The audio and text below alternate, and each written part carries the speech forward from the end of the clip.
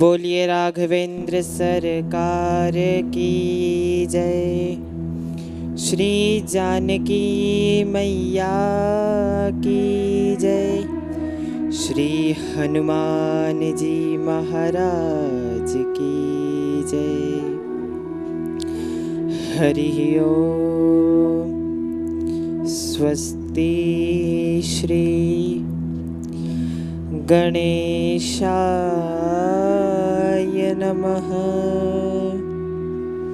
स्वस्ति श्री सरस्वत्यै नमः। स्वस्ति श्री सीतारामाभ्यां नमः। स्वस्ति श्री हनुमतये नमः। लंबोदरं परमसुन्दरमेकदन्तम् रक्तांबरं त्रिनयनं परमं पवित्रम्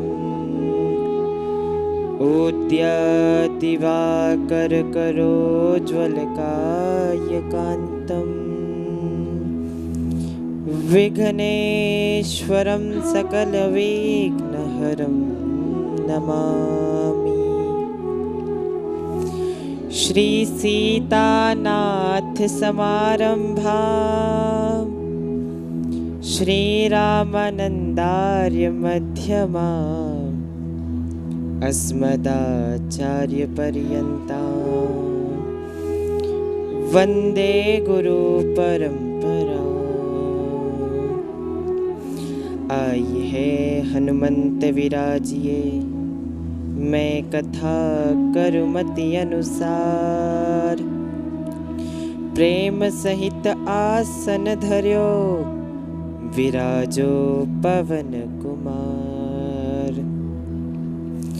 हरे राम राम राम हरे हरे। हरे कृष्ण कृष्ण कृष्ण हरे हरे। श्रीमन्नारायण श्री सीताराम। परम परात्पर अखिलेश्वर अकारण करुणा वरुणालय श्री राघवेंद्र जी के श्री चरणों में दास का सादर प्रणाम। परम आराध्य जगत जननी माँ जानकी के श्री चरणों में दास का सादर प्रणाम। अनंत बलवंत श्री हनुमंत लाल जी के श्री चरणों में दास का सादर प्रणाम। परम पूज्य श्री सद्गुरुदेव भगवान के श्री चरणों में दास का सादर प्रणाम। जितने भक्त इस कथा को YouTube के माध्यम से श्रवण कर रहे हैं, सभी भक्तों के हृदय में विराजमान श्री राघवेंद्र जी के श्री चरणों में दास का सादर प्रणाम। आइए भक्तों, आज की पावन पुनीत मंगलमय श्री राम कथा में प्रवेश करते हैं। आज हम आपको श्रवण कराएंगे कि राम कथा कैसी है। तो महाराज श्री गोस्वामी तुलसीदास जी वर्णन करते हैं। राम कथा शशि किरण समाना। राम कथा शशि किरण समाना। संत चकोर करहि जेहि पाना। संत चकोर करहि जेहि पाना। श्री गोस्वामी तुलसीदास जी कहते हैं कि मेरे राम की कथा चंद्रमा की किरणों के समान है। जिस प्रकार चंद्रमा की किरणें शीतलता प्रदान करती है, उसी प्रकार मेरे राम की कथा सबका कल्याण करती है। जिस प्रकार चकोर रूपी पंछी चंद्रमा से दूर नहीं हो सकता, वैसे ही राम का भक्त कभी राम कथा से दूर नहीं हो सकता। श्री याज्ञवल्क्य जी महाराज भरद्वाज मुनि से कहते हैं कि तुमने राम को लेकर बहुत प्रश्न करे, तुम्हारे मन में संदेह है, फिर भी राम की कथा को सुनना है। तो मैं तुम्हें बताता हूं कि एक बार माता पार्वती के मन में भी संदेह हुआ श्री राम कथा को श्रवण करने का। तो मैं अपनी मति के अनुसार तुम्हें भगवान शंकर और माता सती का संवाद श्रवण कराता हूं। अपने मन को प्रभु के चरणों में लगाकर रखो और इस कथा को सुनो। याज्ञवल्क्य जी कहते हैं, एक बार त्रेता जुग माही, शंभु गए कुंभज ऋषि पाही, संग सती जग जननी भवानी, पूजे ऋषि अखिलेश्वर जानी। एक बार की बात है महाराज, त्रेता युग में भगवान शंकर के मन में कथा श्रवण करने की इच्छा हुई। सती के मन में नहीं, भगवान शंकर के मन में। आज भगवान शंकर चले हैं कुंभज ऋषि के पास पहुंचे। कुंभज ऋषि कौन? जिनका जन्म घड़े से हुआ महाराज। कुंभज ऋषि अर्थात श्री अगस्त्य मुनि। और आज घड़े के बेटे के पास स्वयं समुद्र चलकर जा रहा है। आपको बताएं भक्तों, भगवान शंकर समुद्र है, लेकिन कथा श्रवण करने की इच्छा है तो भगवान शंकर कथा श्रवण करने के लिए जा रहे हैं। आज महाराज आपको बताएं, भगवान शंकर ऊपर से नीचे उतर कर आए हैं। भक्त प्रश्न करते हैं कि ऊपर से नीचे उतरने का अर्थ? तो इसका अर्थ होता है जन्म लेना। मेरे महादेव कहते हैं कि जब जीव जन्म लेता है तो आसक्ति के लिए लेता है, और जब मैं स्वयं चलकर आता हूं तो मैं परमात्मा की भक्ति के लिए आता हूं। और आज महाराज अकेले नहीं आए, तो कौन आया है? संग सती जग जननी भवानी, पूजे ऋषि अखिलेश्वर जानी, राम सिया राम जय जय राम। मेरे महादेव कभी अकेले नहीं जाते महाराज, संग में जगत जननी मां सती को लेकर जाते हैं। आज बड़ा सुंदर कुंभज ऋषि के यहाँ पर आगमन हुआ। कुंभज ऋषि ने आसन दिया, भगवान को प्रणाम किया। माता सती ने प्रश्न किया कि आप मुझे यहाँ पर क्यों लेकर आए? भगवान शंकर कहते हैं कि हम यहाँ पर कथा श्रवण करने आए। तभी से भक्तों माता सती के मन में संदेह उत्पन्न हुआ कि कथा श्रवण कौन कराता है? जो वक्ता होता है। और यहाँ पर मैं यह दृश्य देख रही हूं कि एक वक्ता श्रोता का पूजन कर रहा है। अगस्त्य मुनि ने भगवान शंकर को प्रणाम किया, तो क्या कभी वक्ता श्रोता को प्रणाम कर सकता है? ये कुंभज ऋषि क्या हमें कथा सुनाएंगे?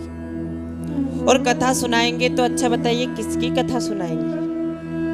मन में संदेह जागृत हुआ। आज महाराज बड़ा ही सुंदर कथा प्रारंभ हुई।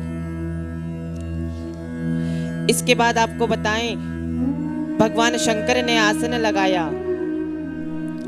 और भक्तों कथा प्रारंभ हुई। राम कथा मुनि बरज बखानी, राम कथा मुनि बरज बखानी, सोनी महेश रम सुख मानी। आज बड़ा ही सुंदर महाराज राम कथा मुनि बरज बखानी। राम कथा प्रारंभ हुई महाराज, देखते ही देखते समय व्यतीत हुआ, राम कथा विश्राम होने आ गई। भक्तों, लेकिन राम कथा को सुना केवल भगवान शंकर ने, क्योंकि माता सती ने पहले ही कुंभज ऋषि के प्रति मन में संदेह जागृत कर लिया, संत की विनम्रता का अपमान किया। क्या संत सरल नहीं हो सकते? माता सती के मन में आज संदेह हो गया। आज महाराज आपको बताएं कि मेरे राम की कथा जो श्रवण कर लेता है महाराज, वह पहले तो राम की लीला को समझ नहीं पाता। कहते हैं राम के चरित्र को श्रवण करने के लिए भगवान शंकर के चरित्र को श्रवण करना परम आवश्यक है। हम कितने ही प्रयास कर ले, लेकिन भगवान राम के चरित्र के बारे में वर्णन नहीं कर सकते, राम के गुणों का वर्णन नहीं कर सकते। कि सब धरती कागज करूं, लेखनी सब बन राय, सात समुद्र की स्याही करूं, पर राम गुण लिखा न जाए। महाराज पुष्प देवाचार्य जी महाराज कहते हैं, पूरी पृथ्वी को कागज बनाऊं, वनों की लकड़ियों को कलम बनाऊं, सात समुद्रों की स्याही करूं, लेकिन राम के गुणों को न लिख पाऊं। आज बड़ा ही सुंदर महाराज कथा श्रवण करी और आज कहने लगे कि मैंने कथा को श्रवण किया है तो मैं तुम्हें कुछ दक्षिणा देना चाहता हूं। आज कुंभज ऋषि ने मना कर दिया कि मैं आपसे दक्षिणा नहीं लूंगा। कहने लगे कि यदि हम बिना दक्षिणा के यदि संतों का, गुरुजनों का ज्ञान प्राप्त करते हैं तो ज्ञान सफल नहीं होता। तो महाराज कुंभज ऋषि ने कहा कि दक्षिणा देना चाहते हो तो मुझे भगवान की भक्ति सिखा कर जाओ। आज महाराज आपको बताएं कि भगवान शंकर को भगवान की भक्ति सिखा रहे हैं। कहने लगे, ऋषि पूछी हरि भगति सुहाई, कही शंभु अधिकारी पाई। भक्तों, यदि भगवान की भक्ति अधिकारी को मिले तब भक्ति कल्याण करती है। आज महाराज भक्ति सिखाई और विदाई मांगने लगे। कहने लगे,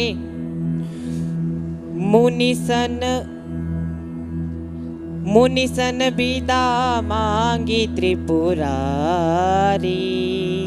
चले भवन संग दक्ष कुमारी, राम सिया राम जय जय राम, तेहि अवसर भंजन मही भारा, हरि रघुवंश लीन अवतारा,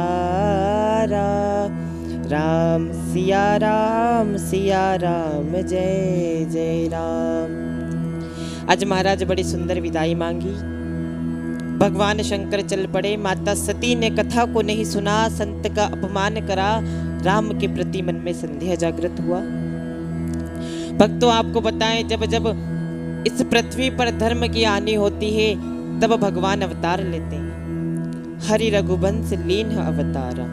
आज भक्तों, जब जब पाप की वृद्धि होती है तो मेरे राम अवतार लेते हैं।